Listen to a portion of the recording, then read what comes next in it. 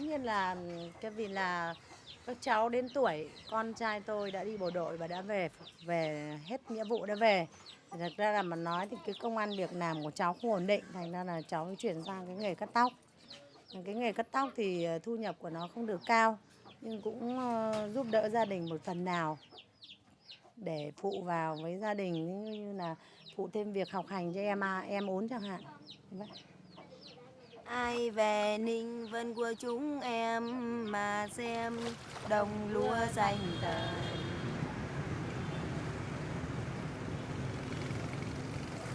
Pays de 84 millions d'habitants, la République socialiste du Vietnam s'est convertie à l'économie de marché. Aujourd'hui, la croissance économique est de 8% par an. Reflet éclatant de cette évolution, les scooters qui, par centaines de milliers, ont remplacé les vélos au cœur de Hanoï. Mais au Vietnam, 75% de la population est rurale. Cầm cái nồi đây cho mẹ đổ cái này. Tức là như chúng tôi ở đây làm đầm á, là mặc dù thiên tai nó có gây đến như là môi trường có bị ô nhiễm. Tôi vay ngân hàng là 30 triệu. Tức là tôi vay là cái mục đích của tôi trước là vay làm đầm. Pour développer l'entreprise privée familiale au sein des campagnes, des prêts sont proposés par la Banque du Vietnam pour l'agriculture et le développement. L'AFD refinance ce projet dans le cadre de la coopération. 30 000 familles vont en bénéficier, comme celle de Tichuan. Cái con cua thì năm nay nó cũng do cái nguồn nước bị ô nhiễm, thành ra nó cũng bị mất. Kinh tế thì nó cũng có cái phần nào khó khăn anh ạ. Au Vietnam, il est courant que le banquier rende visite aux familles. Cống rãng là hết 30 triệu. Còn về thả này, con giống này ăn rồi khử tạp rồi tung xây nèo rước là 20 triệu.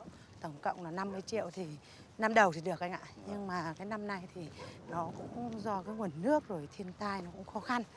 Thôi về cái nguồn thu thì nó cũng khó. Báo cáo với anh là như vậy. Les crabes de Tichuan vont s'exporter au Japon ou en Europe. Désormais, le Vietnam est exposé à l'exigence du commerce international.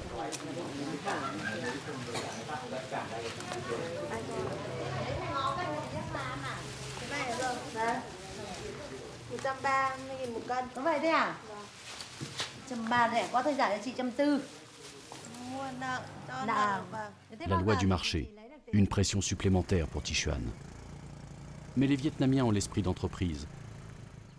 Tichuan a déjà un autre projet en tête. Nếu trong tương lai mà ngân hàng cũng như là mấy ông ở đây đấy mà có dự định cho tôi, gia đình tôi vay thì tôi sẽ mở một cái nhà xưởng.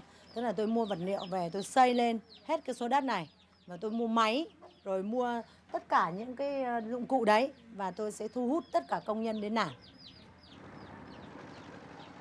Moderniser les campagnes, c'est générer en aval des activités de transformation et développer le commerce. Autant d'espoir pour élargir l'offre d'emploi. C'est donc un enjeu social auquel participe l'Agence française de développement. Car au Vietnam, la moitié de la population rurale a moins de 20 ans. Une jeunesse qui arrive chaque année sur le marché du travail et que les villes ne pourraient absorber, malgré l'essor économique. Vâng, đúng rồi. Ở Việt Nam thì thường là phụ nữ chúng tôi là quản lý ngân sách của gia đình. Vâng.